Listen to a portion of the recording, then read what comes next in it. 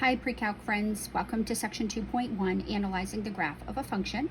We are continuing to review the basics from our college algebra course, so we will move through this quickly. If you have any questions about any of the topics, be sure to bring them to our class meetings. The start of 2.1 talks about even versus odd functions. Just a reminder, an even function is a function that is symmetric about the y-axis, whereas an odd function is symmetric about the origin. So be careful.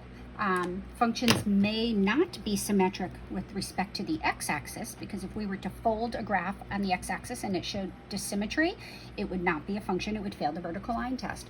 So functions can either be symmetric with respect to the y-axis, symmetric with respect to the origin, but they may not be symmetric with respect to the x-axis. So let's look at this first example. It's the graph of y equals the square root of x squared minus 4. So I'll just darken it here, so that would be this piece, and then it would also be this piece. So 2 and negative 2 are in the domain because we are allowed to take the square root of 0. The square root of 0 is 0. So if we look at this, this is an even function. It's an even function because if we fold it on the y-axis, it is symmetric. We get the other half of the graph. So regardless what direction we fold it, as long as we fold it on the y-axis, we get that reflection happening. So the graph is the same to the right of the y-axis as it is to the left of the y-axis. So formally, f of x is even if the value of an input produces the same value of the opposite of the input. So replacing x with negative x produces the same result. So what do I mean by that? Well, let's look at a table of values for this function. All right, so let's look at the example above, f of x. I'll just write it in function notation. The equation, we just replace y with f of x to emphasize that it is a function. One input produces one output. So let's think of some inputs. Well, let's see, I can put in 2. If I put in 2, well, 2 squared minus 4 is 4 minus 4, which is 0. Square root of 0 is 0. And what happens if I take the input and just switch the sign of it, and I put negative 2? Well, negative 2 squared is also 4. Minus 4 is 0. We get the square root of 0, which is 0. So switching the sign of the input produced the same output. We could do this with anything. Let's try 3 and compare it to negative 3, the output at negative 3. If we put 3 in, we get 3 squared minus 4, which is 9 minus 4, which is 5. The result is the square root of 5. Now we use exact values unless otherwise stated, so always assume you're going to use exact values. Leave the square root of 5, square root of 5. It does not simplify further. If we put in negative 3, well, negative 3 squared is also 9. 9 minus 4 is 5. Square root of 5 would be the result. Right? And we could continue this forever. Switching the sign of the input produces the same output. So right here, these would be the 2 points we talked about. 2 and negative 2 produce the same output. 3 produces the square root of 5, and negative 3 also produces the square root of 5.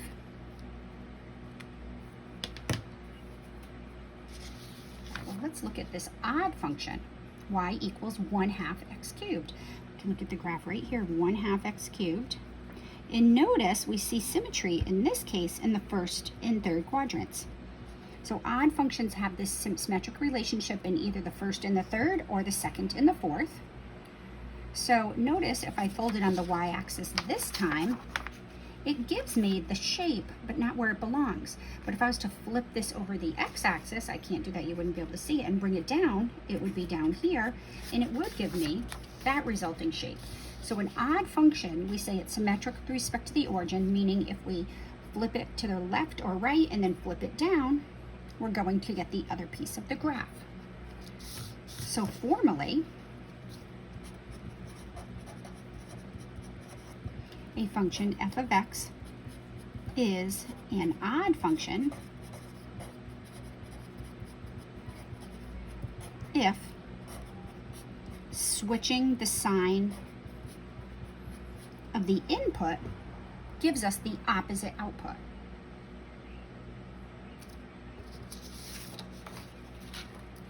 So let's look at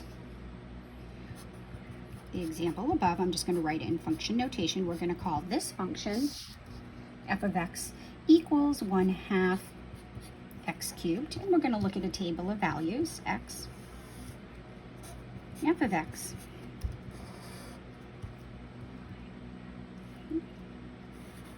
So let's put in some values and see their output. Let's try, I'm going to do 2 because I know the output's going to be nice. 2 cubed is 8. 1/2 of 8 is 4. So that's going to give me that point right here. Well, if I switch the sign of the input and I input -2 instead, well, -2 cubed is -2 times -2 times -2, which is -8. Half of -8 is -4. So switching the sign of the input, switch the sign of the output. That would be its corresponding point. So the point in the first quadrant matches this point in the third quadrant. If I put in, let's say 3 is not a good number to work. I mean, well, I guess we could put 3. I'm going to put in, let's just put in 1, see what happens. 1 is easy to work with. 1 cubed is 1. Half of 1 is 1/2. So that would be this point onto about 1/2. 1, 2, 3, 4. Oops, that doesn't look like 1. Oh yeah, it is 1/2 right there. Sorry, because my scales are a little bit different. So 1/1/2 right there. If I put in -1, well, -1 cubed is -1, and half of -1 is -1/2. So switching the sign of the input produce opposite output. So those would be corresponding points. There.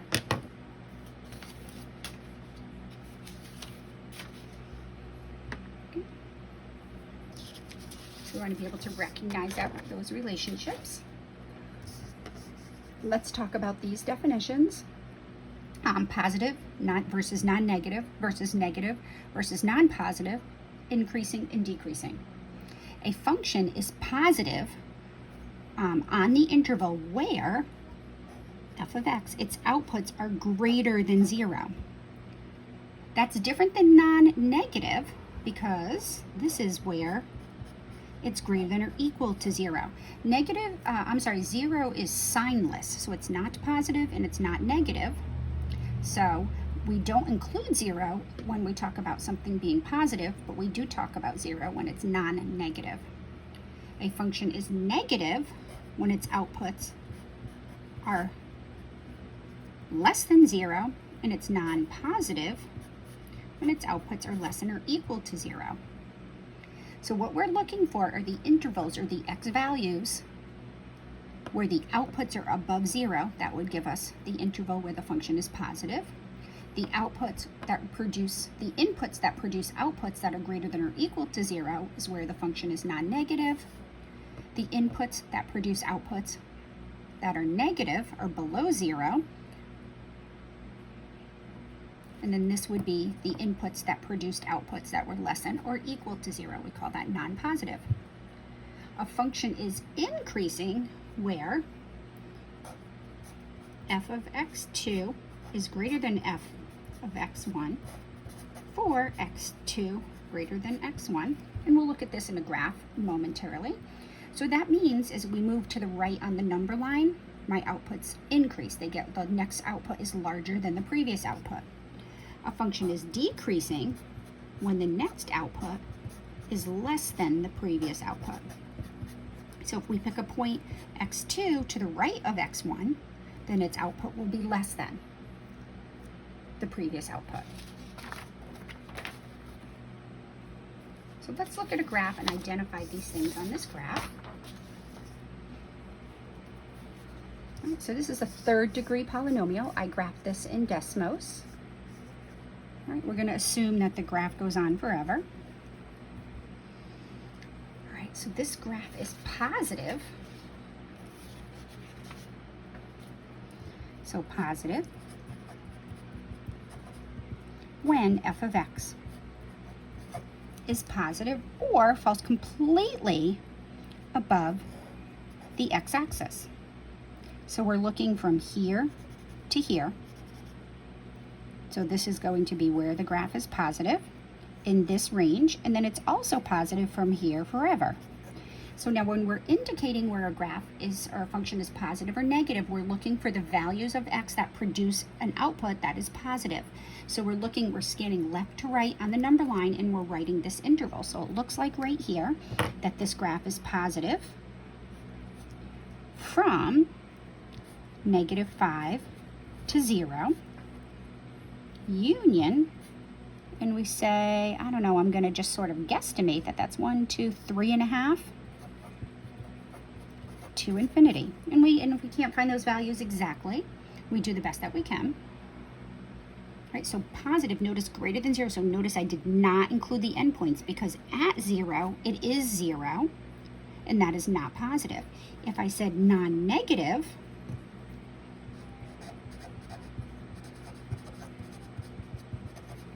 well, that is where f of x is greater than or equal to 0, or our outputs are greater than or equal to 0.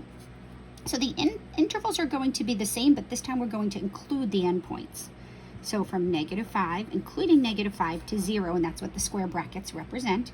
Square brackets are associated with inequalities that include equality, and 3.5 and everything to the right of 3.5 on the number line. So that is positive versus non-negative. All right, where is this function negative? Well, negative would be this piece of the graph right here, anything that falls below the x-axis. But we're looking at is this piece of the number line and this piece of the number line. So when we're identifying where a function is negative, we're looking to see where it falls below the x-axis. And our answer is always in terms of the values on the x-axis. So it's negative to the left of -5.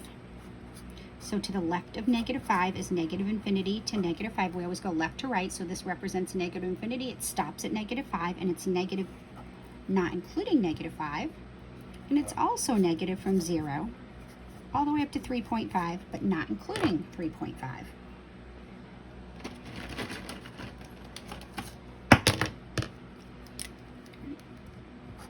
Versus non-positive.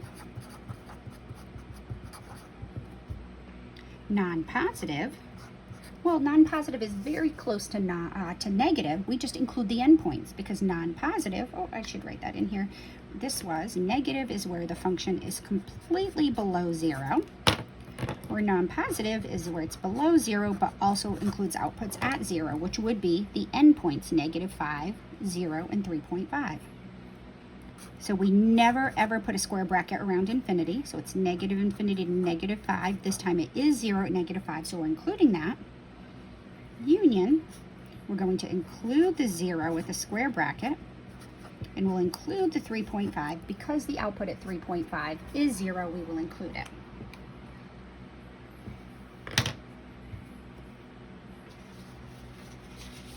Where is this function increasing and decreasing?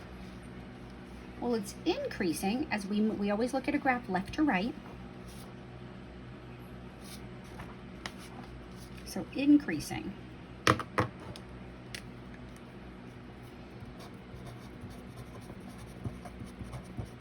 So as we go left to right, this is where the graph is increasing. It's increasing on this portion of the graph, and it's also increasing in this portion of the graph. So if we notice, this is about the value. We do the best we can when we don't have the equation, or if we don't use calculus. Often we use calculus to find these. So it's increasing to the left of, that's -5, 1, 2, 3, that looks like -3. So it's increasing, if we were moving left to right, would be increasing until our x values hit -3, and then it tops out. And then would be going downhill until we hit, looks like about +2. And so it's also increasing to the right of 2. So it's increasing, we would say, from -infinity to -3. It's also increasing from 2 to infinity. Notice how I did not include the endpoints, because if you're standing right here on the curve, you're neither going uphill or downhill. You're at the top of the hill. So we don't include the endpoint when we talk about increasing and decreasing. Decreasing, on the other hand, right, if we go left to right, it increases, stops right here. And then this is the part of the graph where it would be going downhill. So in other words, between -3 and 2. Now be careful, this function actually is either increasing or decreasing everywhere, but functions may be constant. A function is constant if it's neither increasing or decreasing, so it's just going straight across. We would say that's where the function is constant.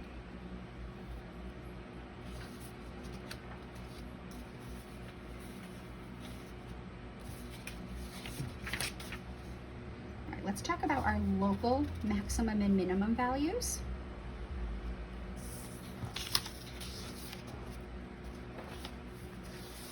Local max and mins, and again, we're just going to assume that this is going on forever.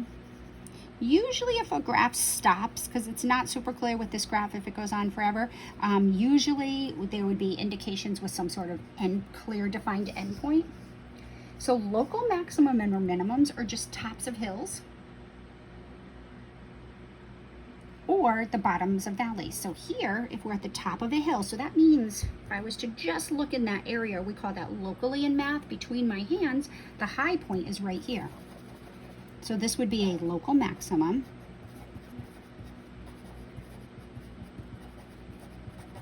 And this point right here would be a local minimum.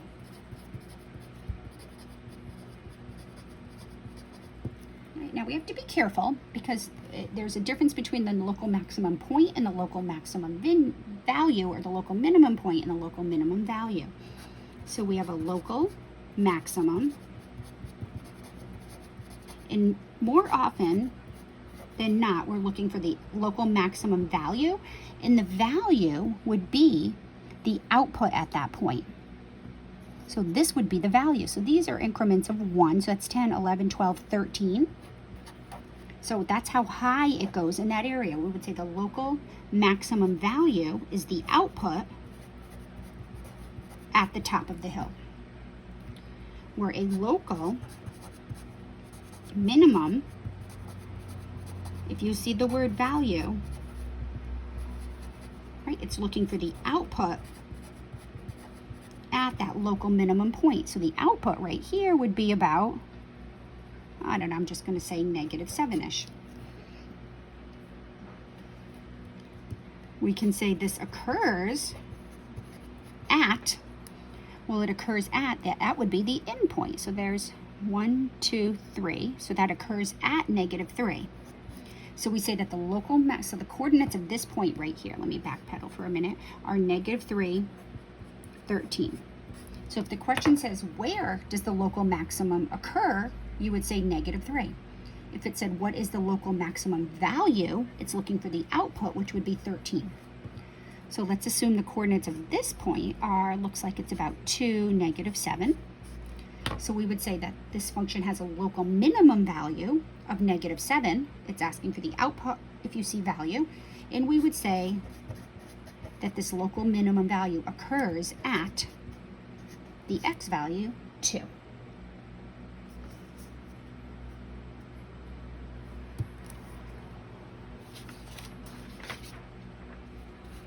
All right, you see the word global as opposed to local. These are also called local relative. Let's just put. So it depends on what textbook you're in. So local minimums and maximums are also called relative maximums and minimums, because it's just relative to that area or just locally around that point. Global, on the other hand, so this was a local maximum, this point was a local minimum, but global max and mins are the highest value of the function and the lowest value of the function. So the highest this goes is right here. The lowest this goes is right here. So here, this would be my global maximum. And this would produce my global minimum. So notice this time there's clearly defined dots. There's not arrows or there's not nothing. That tells me the graph stops there. So now in this case, this local maximum also happens to be the global maximum. It's the highest the function goes. This is a local minimum, but it is not a global minimum because the function actually goes lower than that.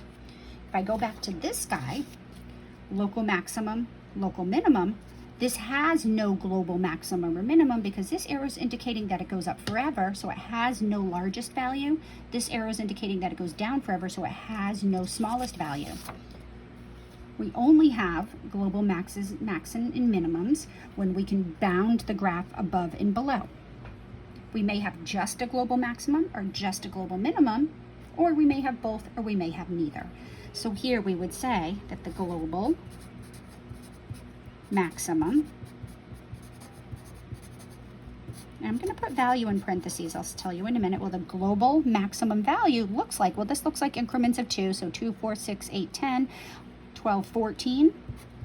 That's how high it goes. Right? And the global minimum looks like 10, that looks like 8, negative 18. So my global minimum value is negative 18. So if it just asks for the global maximum, typically it's asking for the global maximum value. If it's looking for the global minimum, it's typically looking for the global minimum value. If it wants to know the input for which this output is produced, and we would say, where does it occur? So the global maximum occurs right here, right? And the coordinates of this point are about, we're just going to have to guess, looks like increments of 2. So 2, it looks like it's about 3. So let's call this point 3, 14. So the global maximum is 14 and it occurs at 3. This point right here, we're going to call 3, 5. So it's going to be negative 5, negative 18. So the global minimum value is negative 18, and we say it occurs at, occurs at negative 5. So the value is the output, where it occurs is the input. Don't make that mistake.